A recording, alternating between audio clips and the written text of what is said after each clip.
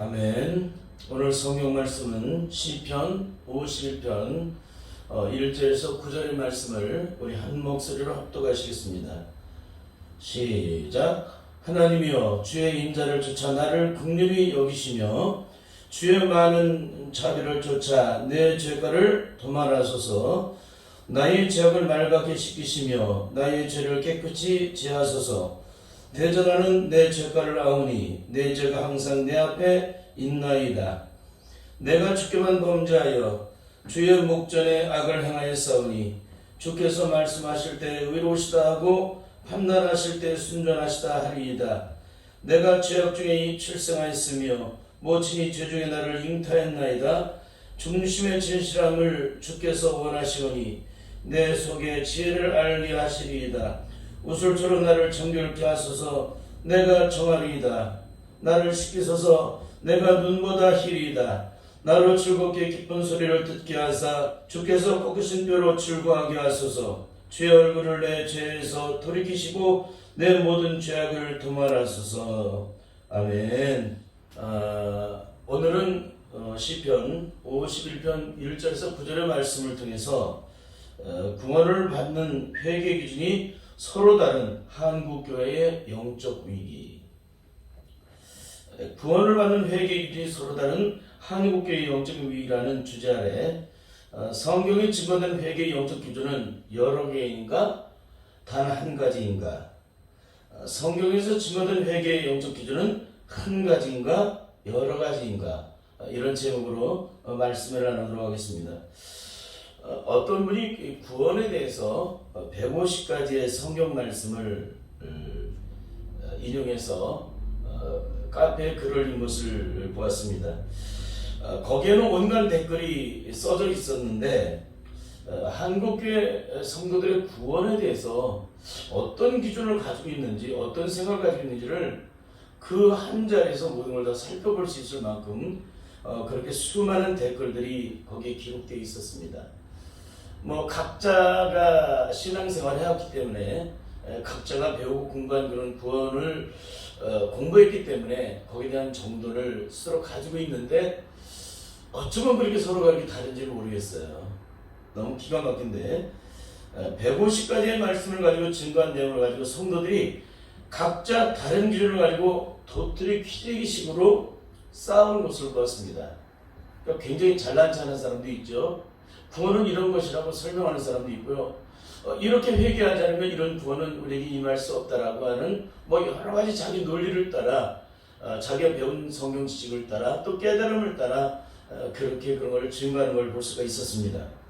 왜 그런가? 가만히 살펴보니까 그것은 오직 한 가지 성령의 능력 안에서 영적으로 이루어지는 구원에 대해서 경험한 적이 없기 때문에 그러는 거예요.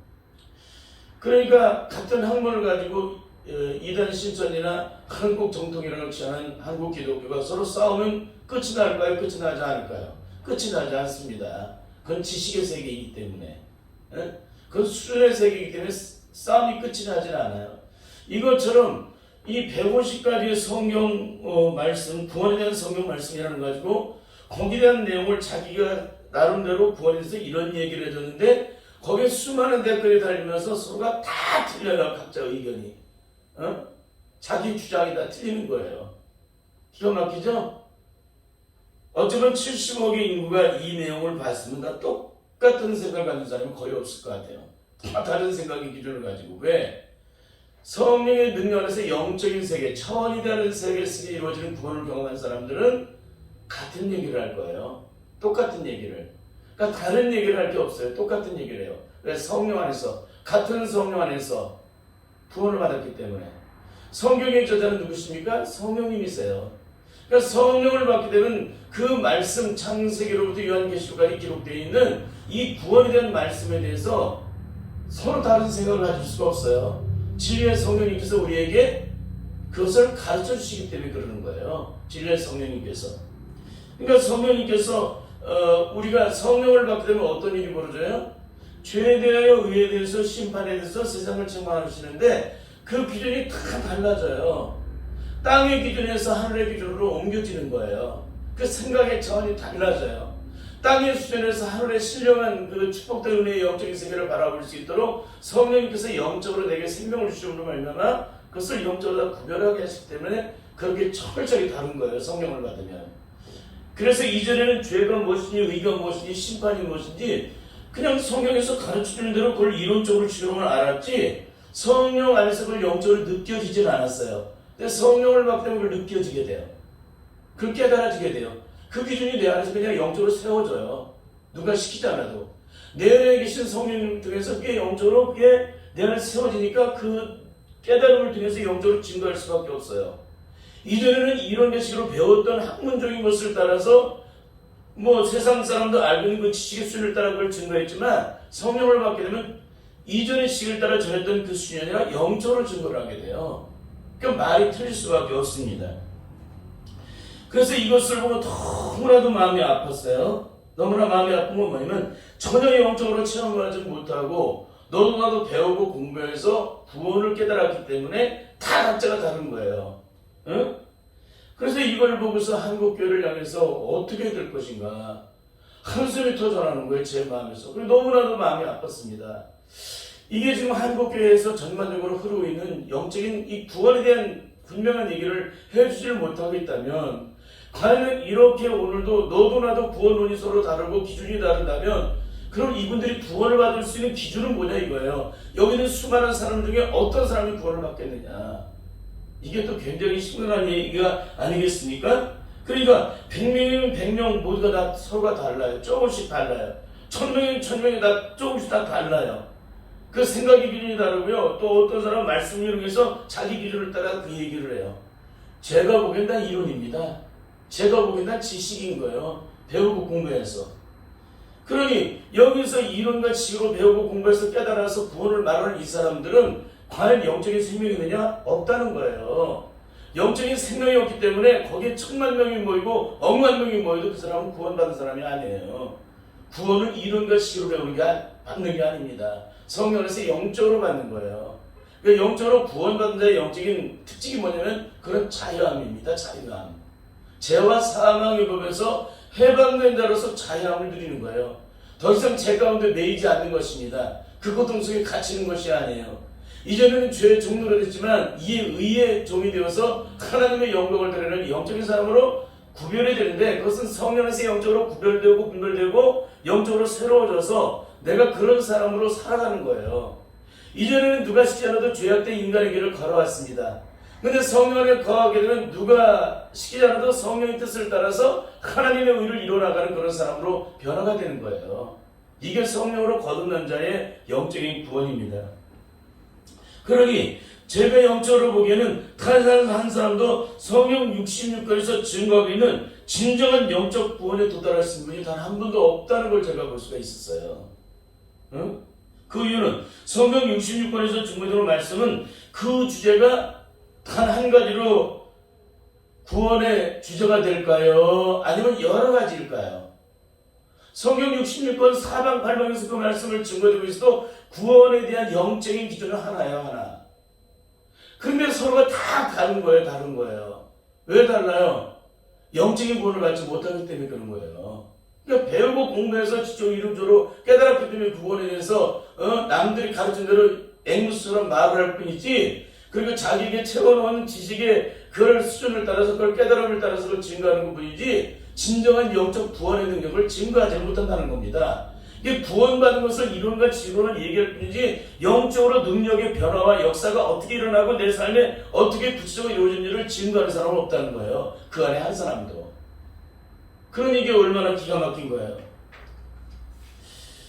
그러니까 뭐냐면은 성경의 66권에 기록된 이 말씀이 오직 하나라는 사실을 알지 못하고 너도 나도 각자가 가지고 있는 성경의 지식과 수준을 따라서 그 구원을 말하고 있다는 거예요. 구원을. 여러분 이것이 어떻게 심각하지 않을 수가 있어요. 그건 바리새인도 얘기할 수 있는 거잖아요. 그건 이방인들도 얘기할 수 있어요. 성경을 배우고 공부하면은 구원은 이런 것이라고 말할 수 있다는 거예요. 그러나 진정한 영적인 구원은 성령을 받지 못하면 구원을 증거할 수가 없다는 것입니다. 여러분 구원의 기준은 영적으로 보면은 구약의 각 성경에서 기록한 구원의 기준이나 신약의 각 성경에서 기록한 구원의 기준이나 영적으로 하나도 다를 바가 없는 거예요. 근데 뭐가 있으니까 그 구원에 대해서 영적으로 체험하지 못하니까 이런가 식으로 바라볼 때에 가장 쉬운 기본적인 것만 증거를 하는 거예요. 주 예수를 믿으라 그래야만 너와 내 집이 구원을 얻으리라. 영접하는 자 곧 그를 믿는 자들에게는 하나님의 자녀는 권세를 주셨다. 이런 혈통으로 할 줄 알아 사람의 뜻으로 내지 않고 하나님으로 낫다는 얘기를 하지 않고 영접하는 자 곧 그를 믿는 자에게는 하나님의 자녀는 권세를 주셨다는 거예요. 근데 하나님의 자녀는 권세를 주셨다는데 뭐가 있어요? 구원을 받는 데서 영권이 없잖아요. 영권이 첫째는 하나님 나라의 의의를 구하는 자는 이 땅의 모든 걸 더해주시는 거예요. 영권, 물권, 뭐 별것 다 구하고 어리석은 얘기를 해요. 잘난 체하고. 여러분 이건 절대 똑똑한 거 아닙니다. 영적으로 껴있는 사람이 아니에요. 영적인 사람은 물권 자체를 구하지 않아요. 그 나라와 그 의를 구하는 거지. 근데 이것을 전혀 깨닫지 못하고 마치 내가 능력 있는 것처럼 자꾸만 자신들을 포장하고 위장하기 때문에 이렇게 영적으로 신고하는 것입니다. 여러분 우리의 삶에 구원의 기준이 영적으로 하나가 되는 이유가 뭐냐? 성경 66권이 그것은 바로 율법의 완성되신 예수님이 내 안에 들어오시기 때문에 그러는 거예요. 율법의 완성되신 주님이 십자가에서 그것을 의를 이루셨어요. 그분의 영, 그분의 능력이 내 안에 들어오시게 되면 성경 60권에 이루어지는 그 모든 율법의 원하는 요구를 내게 이루어지게 하신다고 말씀하시잖아요. 로마서 8장 3절에서 4절에서. 근데 이것을 전혀 우리는 영적으로 깨닫지를 못해요. 여러분 그렇습니다. 우리에게 있어서 이렇게 성경 66권에 나타나는 이런 놀라운 구원의 능력은 바로 성령을 쫓아 행하는 우리에게 그 능력이 이루어지게 만드신다고 말씀하고 있잖아요. 그것은 성령이 오시게 되면 하나님의 말씀을 지켜가는 것이 어렵지 않아요. 성령은 하나님의 영이시잖아요. 그 영은 불가능이 없으신 영이시잖아요. 그 능력은 하나님의 역사를 일어나가는 능력이 있으시잖아요. 오순절에 성령을 받게 되면 어떻게 해요? 예루살렘과 온 유대와 사마리아 땅까지로 주님의 증인되는 놀라운 역사가 일어나게 되잖아요. 그 증인되는 역사는 뭐예요? 주님의 십자가의 능력으로 하나님의 의를 끝까지 일어나가는 사람이 된다는 거예요. 성령을 받게 되면 이런 놀라운 역사가 우리에게 일어나게 되는데 이걸 전혀 모르는 거예요. 성령을 받으면 더 이상 내 힘으로 사는 게 아니죠. 하나님의 능력으로 살아가는 것입니다.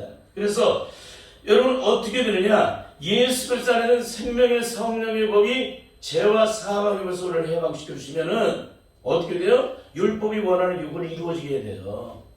내 안에 죄와 사망의 법이 나를 끝없는 고통과 절망으로 이끌어 구약시대나 신약시대나 무엇과도 율법 아래 죄인이 되어서 한 사람도 구원을 이룰 수가 없었는데 죄와 사망의 법에서 해방되면 누구를 인해서 예수 그리스도 안에는 생명의 성령의 법으로 말미암아 죄와 사망의 법에서 해방이 되게 되면 죄와 사망의 법에서 해방된 자가 율법 아래 죄인이에요? 의인이에요? 의인이죠. 말씀을 지금 행하기 어려운 거예요? 쉬운 거예요? 쉬운 거죠.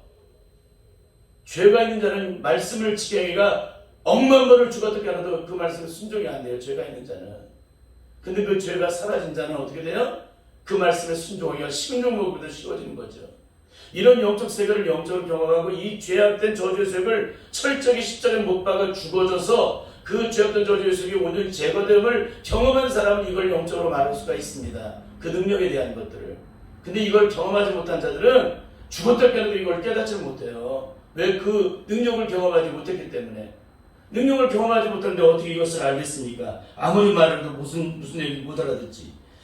여러분 그렇습니다. 성령으로 거듭나게 되면 우리의 지난날 악한 마귀 세력에 있어 끊임없이 실패하고 넘어졌던 삶을 더 이상 살지 않게 된다는 거예요. 성령은 우리에게 승리를 주는 영이시잖아요. 그렇죠? 만왕의 왕께서 저 사라잡히다 다 원하시고 참자를 주셨네. 승리의 노래가 온성이 들리니 성령이 오셨네. 성령이 오시면 마귀의 세력을 물리친다는 거예요. 넉넉하게. 응? 그러니까 성령이 내 안에 오시면 이전에 실패하고 넘어졌던 죄악된 길을 따라 넘어졌던 삶을 더 이상 답습하지 않는다. 이게 구원받은 자의 영적인 삶이에요. 그 이유는 성령으로 거듭나는 순간 예수님의 생명이 내 안에 잉태가 되기 때문에 그러는 것입니다. 그래서 로마서 8장 35절에서 39절에서는 이 세상에서 그 어떤 환난과 고통을 당해도 죄와 사망의 법에서 온전히 해방된 자는 우리를 사랑하시는 말미암아 넉넉히 이긴다고 말씀하고 있어요. 사망이나 죽음이나 생명이나 그 어떤 것이 할때 우리 주 그리스도의 사랑에서 끊을 수 없다고 말씀하고 있잖아요. 이게 바로 성령을 받은 자에 나타나는 예수 그리스도의 생명의 능력이에요. 성령의 능력을 통해 나타나는. 근데 이런 것들이 전혀 우리에게 영적으로 경험되지 않고서 무슨 십자가의 구원의 영광을 보았느니 내 구원은 나는 영원한 천국의 영광을 이제는 내가 죽어서 영원한 나라에 들어간다라고 그렇게 얘기를 할 거예요. 여러분 천국은 죽어서 가는 나라가 아니에요. 천국은 이 땅에서 구원받은 자가 이 땅에서 누리다가 영광의 주님을 만나는 게 구원인 거예요. 여러분 이 땅에서 영광과 축복을 누리지 못하고 이 땅에서 악한 마귀의 지배하는 세상 속에서 영적으로 자유함을 누리지 못하는 자가 죽어서 자유함을 누릴까요? 내가 육신의 사망의 명에 매여 있는 내 육신 속에 살아가고 있는 이 땅에 살면서도 내가 성령 안에서 거듭나면 죄와 사망의 법에서 해방된 자로서 영적으로 자유함을 누리고 축복을 누리고 천국의 영광들을 누리며 살아가는 그런 삶을 살아가게 되는데 내가 이 땅에서 그런 삶을 누리지 못하는 자가 죽어서 천국의 영광을 보게 되냐 이거예요. 절대 못 누리는 거예요. 이거는 천국은 죽어서 가는 나라가 아니라 살아서 가는 나라예요. 이 땅에서부터 천국이 시작이 되는 겁니다. 그러니까 신령이 가는 자를 보게 되니 천국이 저희 것이라고 말씀하고 있잖아요. 회개하는 자에게 천국이 임하느니라. 귀신의 영이 떠나는 곳에 천국이 임하느니라. 천국이 임하는 거예요. 하나님의 말씀이 선포된 것을 하나님 나라가 이루어진다. 이게 다 같은 맥락이에요. 그리고 우리 안에 성령님이 오셔서 능력으로 함께 하시면 그 천국은 경험되게 되죠. 날마다 성령 안에서 날마다 새로워지고 변화되고 온전히 역사에 일어나게 되는 줄 믿습니다. 결국 진정한 구원은 지식적이고 hun적인 수준의 세계가 아니라 오직 성령님이 내 안에 들어오셔서 인을 쳐주셔야만 이루어지는 영적으로 차원이 달라지는 땅에 속한 그런 세계가 아니라 하늘에 속한 영적인 자로 이렇게 소속이 달라지는 놀라운 변화와 역사이라는 것이 바로 성령 안에서 구원받는 영적인 축복이라는 거예요. 그런데 한국교회는 이것을 전혀 영적으로 구별하지 않은 채 이론과 지식적으로만 구원을 증거하고 있기 때문에 구원의 기준 하나를 가지고도 70억의 인구가 서로 다른 생각의 구원을 가지고 신앙생활하고 있는 거하고 똑같다는 거예요. 여러분 성령의 능력 안에 거하지 않으면은 성령으로 거듭나지 않게 되면 이 땅에 70억의 인구가 그 한 말씀을 구원에 대한 말씀을 봐도 그 말씀의 구원의 영광을 보지 못해요. 왜? 그 능력이 뭔지를 영적으로 모르기 때문에. 근데 성령으로 구원받은 자들은 다 그 능력으로 알아요. 똑같아요. 그거를. 어린 나이도 성령을 받게 되면 구원 능력이 뭔지를 알아요. 백발의 여인도 그걸 알게 돼요. 여러분 학문이 없는 범인이라 할지라도 그걸 알게 돼요. 유식한 자라 할지라도 박사학위 1000개 만개를 따도 성령으로 구원을 받지 못한 자는 영적인 구원이 뭔지를 몰라요. 이게 바로 영적인 세계입니다. 여러분 그러므로 이것은 얼마나 영적으로 안타까운 일인지 모릅니다. 바울은 로마서 8장을 통해서 누구든지 그리스도 영이 있으면 그리스도의 사람이 아니라고 말씀을 하셨습니다. 여러분 그 영이 무엇인지 모르면서 우리는 뭐예요? 그리스도 영이 나와 함께하고 있다고 말을 해요. 여러분 그리스도 영이 함께하는 사람이 이렇게 어리석고 미련한 삶을 살 수가 없어요. 그분은 날마다 내게 말씀하시고 깨닫게 하시고 알게 하시고 보게 하시고 느끼게 하시고 삶을 변화시켜 나갈 수 있도록 역사하시고 주님 앞에 엎드려 기도하게 하시고 능력으로 역사를 일어나갈 수 있도록 끊임없이 우리를 주장하고 계시는 분이에요. 그분이 하나님 나라에 이를 때까지 그리스도의 장성한 분량에까지 성장할 수 있도록 끊임없이 그분은 우리를 옆에서 도와주세요. 영적으로. 그분은 하나님의 기쁨을 저를 통달하시고 우리의 구원을 완성시켜 주시는 분이시기 때문에 하나님 나라에 이를 때까지 끊임없이 우리를 영적으로 성장시켜 주세요. 그런데도 우리는 이것을 전혀 모르면서도 성령님이 나를 인도하고 계신다고 착각하고 있다는 것입니다. 여러분 성령님이 인도하심을 받는 사람은 악한 마귀를 주장할 수가 없어요. 성령으로 인도함을 받는 사람은 세상의 풍조를 따라 살아가지를 못해요. 성령으로 인도함 받은 사람은 육신에 원하는 대로 살지 못해요. 하나님이 원하는 대로 살아요. 성령이 인도함을 받은 사람은 뭐냐면 사람의 기분을 맞지 않고 오직 하나님의 뜻만을 바라봐요. 여러분 성령으로 거듭난 자는 육신의 장막, 자기 육신의 썩어진 육신에서 준비하지 않아요. 우리의 노후를 준비하다 절대 안 합니다. 이거를 성령으로 거듭난다는 그 나라와 그 의를 구함으로 하나님의 의를 바라보고 걸어가는 자요. 날마다 이동할 양식의 은혜를 주님께서 부활하시기 때문에 그 은혜 속에서 그 능력과 은혜를 체험하며 살아가는 사람이지 미래를 준비하는 사람이 아니에요. 절대. 내일을 모르는데 무슨 미래를 준비해요. 그러니까 우리가 예수 그리스도를 믿고 거듭났다 하면서도 여전히 미래에 대해서 노후를 준비하고 오늘도 누군가 집을 샀는데 나는 집 못 샀다 그것 때문에 속상해하는 사람은 절대적으로 구원받은 사람이 아니에요. 우리는 잠시 머물 이 땅에서 잠시 살다가 갈 나그네 같은 인생인데 어떻게 하나님 나라 영광을 바라보고 잠시 머물다 갈 나그네 같은 인생이 이 땅에서 천년만년 살 것처럼 그것 때문에 그거 구입 못하게 되면 그것 때문에 처죽음이 되고 절망할 수가 있겠습니까? 하나님 나라의 영광을 바라보는 자일수록 땅에 있는 것에 손을 펴게 돼 있어요. 그걸 붙잡지를 않게 됩니다. 근데 우리는 이것을 전혀 깨닫지 못하는 거죠. 이런 말씀을 전해도 몰라요. 못 알아듣습니다. 거듭나지 못하게 되면. 우리는 지난 주일에 시편 51편 1절부터 19절의 말씀을 통해서 하나님께 의롭다 하심을 얻을 수 있는 구원의 참된 영적 기준, 어디까지 회개가 이루어져야 하나님께 의롭다 하심을 얻나라는 제목으로 말씀을 나눴었습니다.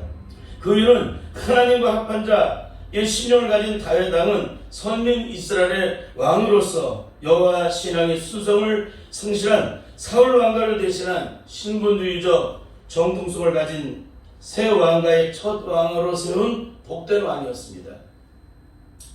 특히 끊임없는 죄악으로 이루어진 이스라엘 민족사에 전무하게 승리를 이루어 하나님께 영광을 이루는 왕이었습니다.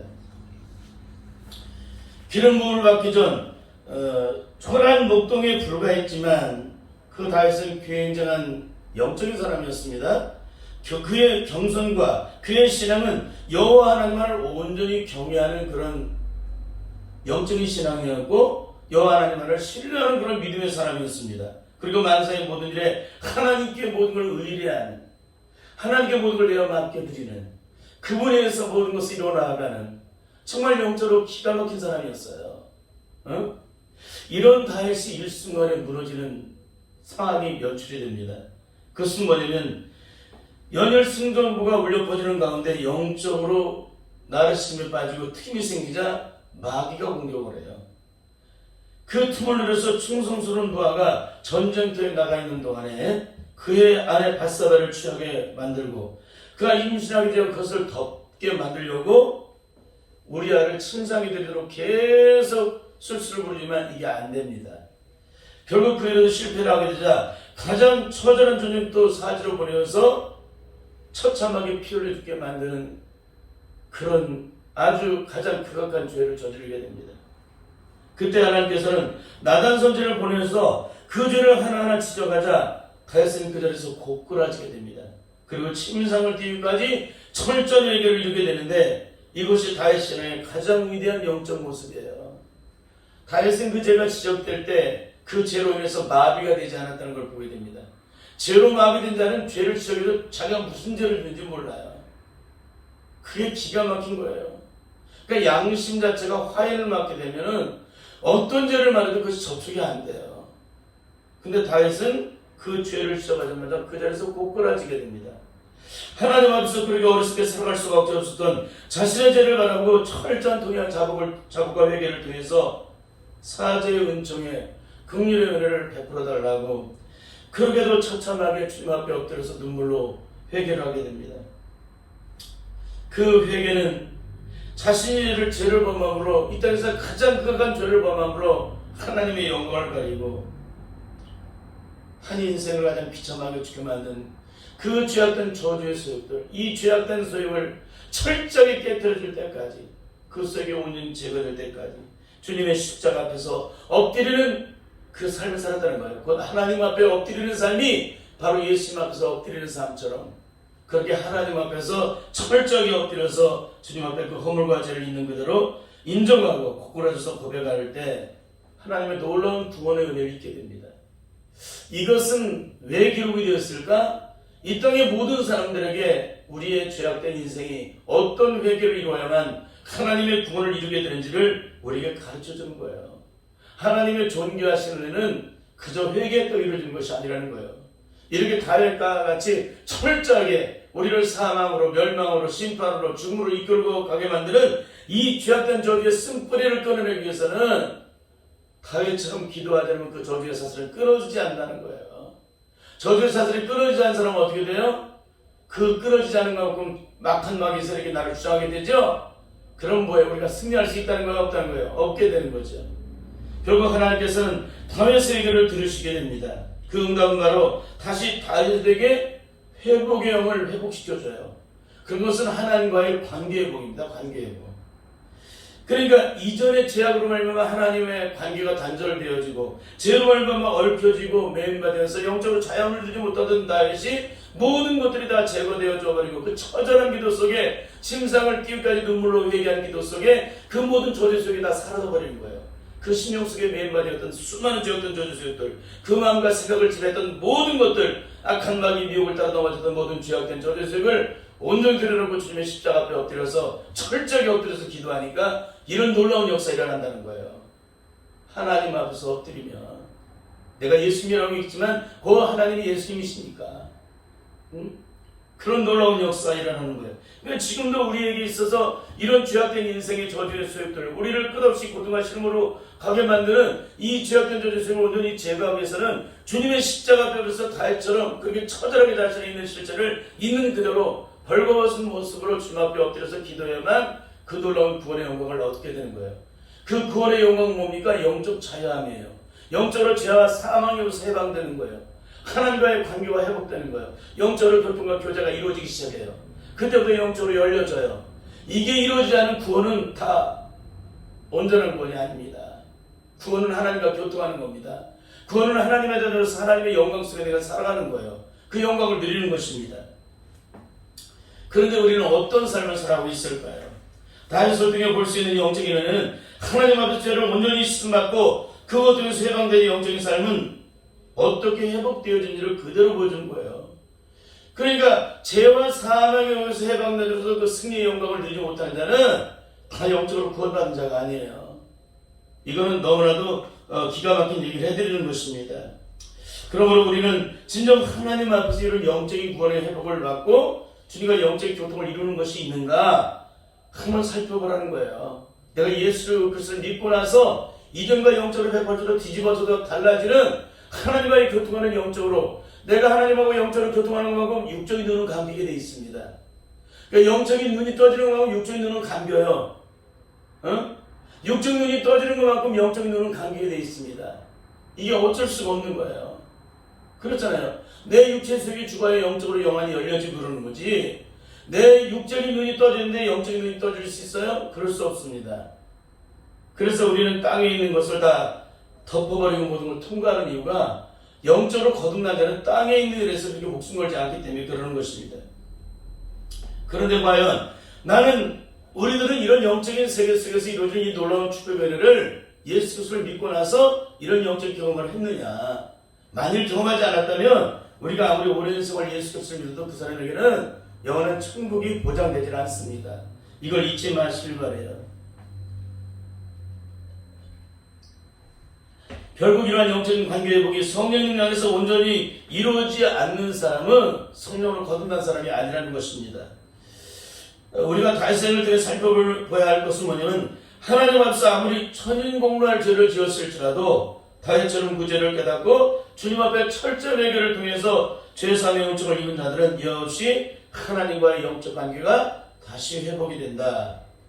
그것은 주님과 교통을 이룬다. 그것은 주님과 내가 하나가 된다. 주님이 내 안에 내가 주님 안에 거하는 삶을 산다. 영적 교제가 이루어진다. 영적으로 늘 성령 안에서 깨닫게 된다. 느껴지게 된다. 알게 된다. 보게 된다. 느껴지게 된다. 삶을 통해서 이루어나가게 된다. 이게 영적으로 달라지는 거예요. 그러나 그 죄를 두드러지 않고 살아갈 때 죄를 자백하지 않는 만큼 마귀의 세력에서 끊임없이 고통을 당할 수밖에 없게 됩니다. 유리를 당하기 때문에. 과연 우리는 다윗처럼 진정한 회개를 이룬 사람인지 아닌지를 철저히 영적으로 살펴볼 수 있기를 바랍니다. 그것은 철저한 회개를 통해 하나님과의 관계가 회복된 자는 더 이상 이전의 죄악된 삶을 또다시 답습하는 삶을 살아갈 수 없기 때문에 그래요. 죄와 사망에 벌써 해방된 자가 거기는 멸망과 심판과 죽음과 고통과 심히 함께하는 것인데 그 영원한 멸망의 저주의 신발에서 건짐을 받은 자가 다시 그 죄악의 구렁텅이로 들어갈 수가 있습니까? 절대 있을 수가 없는 거죠. 그래서 사도 요한은 요한일서 3장 8절에서 9절의 말씀을 통해서 죄와 사망의 법에서 온전히 해방된 자의 영적인 삶은 어떤 것인가? 바로 하나님께 의로부터 하심을 받은 자들의 영적인 삶은 어떤 삶을 사느냐? 그 삶의 능력이 무엇인지를 증거해주고 있습니다. 우리 함께 읽겠습니다. 시작. 죄를 짓는 자는 마귀에 속하나니 하나님께로 난 자마다 죄를 짓지 아니하나니 이는 하나님의 씨가 그의 속에 거하며 저도 범죄치 못하는 것은 하나님께로 났습니다. 하나님께로 난 자는 범죄치 않다는 거예요. 한국교회가 여기에 대해서 집중을 해야 돼요. 하나님께로 난 자마다 범죄치 않다는데 범죄하고 끊임없이 죄를 짓고 돌아다녀도 전혀 구원에 대해서 영적으로 구별을 못 시키고 있잖아요. 여러분 이거 어떻게 해요 이거? 하나님께로 난 자마다 범죄치 않는 자를 우리가 안 하니 나도 범죄치 않는 것은 하나님께로 났기 때문에 범죄치 않는다고 사도 요한이 요한복음에 대해서 구원을 어떻게 받는지 가장 기가 막히게 말씀해줬던 사도 요한이 그 다음에 요한일서를 쓰고 요한계시록 말세에 일어날 심판에 대한 모든 내용을 기록한 사도 요한이 우리에게 증거해주고 있는데 우리 이 말씀을 다 빼버리고 다른 것만 증거하고 있다는 거예요. 하나님께로 난 자마다 범죄치 않는 줄을 우리가 안다는 거예요. 우리가 안다. 나도 범죄치 않는 이유는 하나님께로 났기 때문에 범죄치 않는다. 그러니까 하나님께로 난 자마다 범죄치 않는다고 이렇게 증거를 하고 있는데도 우리 이걸 증거하지 못하고 있는 거예요. 왜 증거하지 못할까요? 여전히 범죄하고 있기 때문에 그러는 거예요. 우리는 절대 이런 삶을 살아서는 안 되는 줄 믿습니다. 결국 오늘날 한국교회는 이 다윗 심상을 띠까지 눈물로 회개를 하는 이 처절한 회개, 진정한 회개, 영적인 구원의 생명을 얻을 수 있는 이 회개를 가르치지 않기 때문에 이렇게 영적으로 심각한 거예요. 그러니까 그런 구원을 받지 못하니까 영적 감동이 없는 거예요. 영적 생명이 없는 것이고. 여러분 오순절 성령을 통해서 구원을 경험한 분들은 어떤 간증을 할까요? 가장 먼저 내 죄가 그렇게 큰 줄을 몰랐다고 고백을 해요. 그렇죠? 진리의 성령님이 내 안에 들어오시면 내가 얼마나 행복한 죄인인지를 철저히 영적으로 깨닫게 해주시고 주님이 내게 베푸신 사랑이 얼마나 큰지를 영적으로 깨닫게 되는데 그로 인해서 몇 날 며칠 어떤 사람이 1년을 울고 다녀요. 그 사랑 속에 내 죄가 얼마나 큰지를 내가 얼마나 주님 앞에 악한 죄인지를 알게 하시기 때문에 누가 알게 하세요? 성령님이. 이론으로 알게 하세요? 아닙니다. 영적으로 내 안에서 내 신령을 주장하시고 나를 깨닫게 하시고 나를 알게 하시고 나를 느끼게 하시고 나를 보게 하시고 그를 통해서 내가 보고 느끼는데 어떻게 내가 그것을 어떻게 내 신령 속에서 통해가 안 되겠습니까? 내 신령의 마음의 모든 것들을 주님께서 주장하셔서 나를 깨닫게 하시고 그것을 알게 하시고 몸으로 느끼게 하시고 그걸 영적으로 깨닫게 하시는데 어떻게 내가 가만히 있어요? 감당할 수가 없는 것이지. 그러니까 주님의 십자가에서 통곡의 눈물을 흘리지 않을 수가 없는 거예요. 그렇게 주님의 마음을 아프게 했다는 것 때문에 내가 주님을 십자가 못 박은 사람은 다른 사람이라는 나라는 사실 때문에 그 앞에서 보면서 우는 사람이 어떻게 변하지 않을 수가 있고 어떻게 이전에 죄악된 길을 또다시 걸어가면서 주님을 십자가의 못을 박을 수가 있겠느냐. 이건 절대적으로 있을 수 없다는 거예요. 그런데 우리는 어떻게 돼요? 결정적인 순간이 오늘 은삼십에 주님을 팔았던 가룟유다처럼 행동하는 사람이 얼마나 많은지 몰라요. 응? 이렇게 1년 동안 울고 다니는 사람이 어떻게 결정적인 순간에 은삼십에 예수를 받아던 가룟유다처럼 살아갈 수가 있겠느냐는 것입니다. 응? 십자가의 원수가 되어서 여러분 예수를 믿고 거듭난 자는 1홀이라도 남김없이 갖기 전에 결단곡에서 나올 수가 없다는 거예요. 이건 뭐야? 구원이 임할 수 없다는 거예요.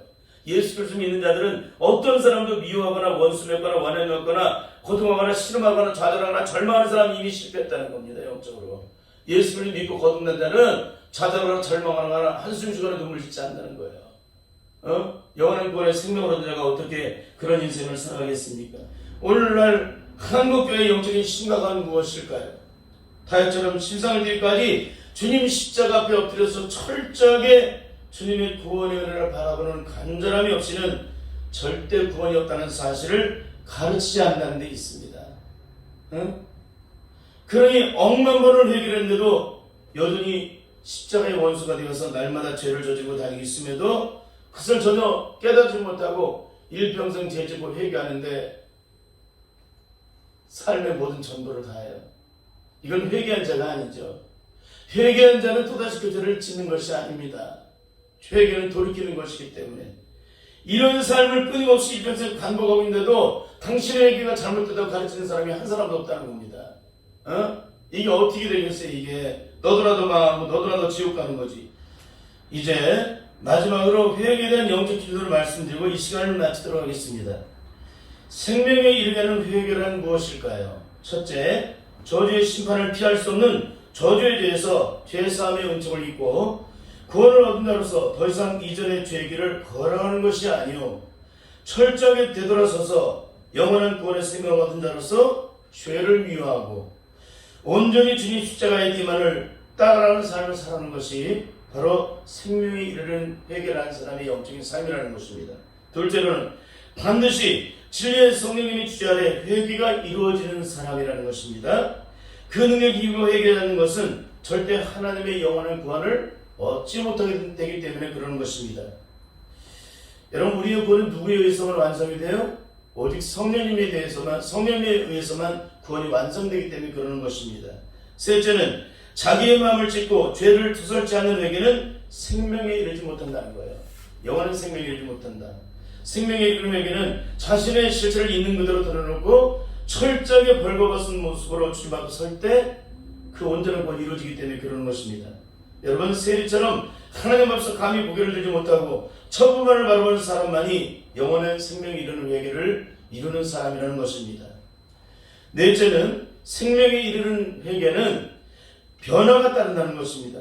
즉 행동에 책임이 따르게 되는데 다시는 악한 마귀 저주 아래 살아왔던 그 죄악된 저주의 구렁텅이로 다시 들어가지 않는다는 거예요. 개가 토한 것을 도로먹듯 그걸 도로 또다시 반복하는 삶을 살지 않는다는 것입니다. 다섯째는 성령의 인도하심을 따라 온전히 하나님의 뜻을 따라 이루는 삶을 살아가게 됩니다. 그것은 곧 주님이 나를 용서하신 것 같이 나도 이웃을 용서하고, 주님이 나를 불쌍히 여기신 것 같이 나도 이웃을 똑같이 용서를 하고, 주님이 자신의 생명을 버려 내 생명을 구원하신 것 같이 나도 또한 원수를 향해 아낌없이 내 생명을 버릴까지 그 사랑을 이루어나가는 것입니다. 여섯째는 늘 성령의 인도하심을 따라 하나님의 뜻을 이루고 그 말씀에 순종하는 삶을 살아가는 것이 바로 영원한 생명에 이르는 회개를 이룬 자의 영적 축복입니다. 마지막 질문을 하겠습니다. 구원에 대한 말씀이 150가지 성경에 기록되어 있다면 그 구원의 방법은 150가지라는 말일까요? 한 가지의 말씀이랄까요? 만일 같은 뜻이라고 한다면 우리는 150가지 말씀들을 하나도 남김없이 다 지켜 행하는 것이 구원의 완성이라는 거예요. 그 구원의 완성은 어떻게 이루어질까요? 오직 성령의 능력 안에서만 이루어져요. 그 성령의 능력 안에서 이루어진 자는 성경 60권에 나와 있는 어떤 회개 구원의 말씀일지라도 내게 생명이 되고 능력이 되지, 이것은 지키고 저것은 안 지키고 그런 삶을 살지 않아요. 하나님의 영이 임하시면 율법을 완성시키신 그분의 영이 내 안에 들어오시게 되면 우리는 율법 아래 더 이상 고통이 아니에요. 율법은 죄인에게만 고통이 되지 의인에게는 고통이 되는 게 아니에요. 죄인이기 때문에 율법을 지킬 수 없어서 고통인 거지, 의인은 율법을 지켜야 하는 것이 고통이 아니라는 겁니다. 이것을 반드시 잊지 마시길 바라요. 오늘 이 말씀을 통해 다시 한번 나는 성경 60권에 기록된 진정한 회개의 구원의 복음이 내게 영적 능력이 되고 있는지, 아니면 몇 가지만 붙잡고서 내가 구원받아도 착각하고 살아가고 있는지를 살펴볼 수 있기를 바랍니다. 율법이 완성되신 주님은 친히 십자가에서 그 율법을 완성시켜 주셨습니다. 그 능력으로 구원받은 자들은 성경 60권에 나와 있는 그 증거되는 회개의 구원의 복음이 전혀 영적으로 접촉되거나 제한되거나 문제가 되지 않습니다. 모든 것을 넉넉하게 성령의 능력 안에서 이루어나가는 영적인 생명의 능력이 되기 때문에 그렇습니다. 반드시 성령의 능력으로 말미암아 충만을 갖고 성경 66권에서 증거되는 모든 회개의 구원의 기준이 내 영광이 되는 놀라운 축복을 누리는 복된 한 주간이 되시기를 예수님의 이름으로 간절히 축원합니다. 아멘.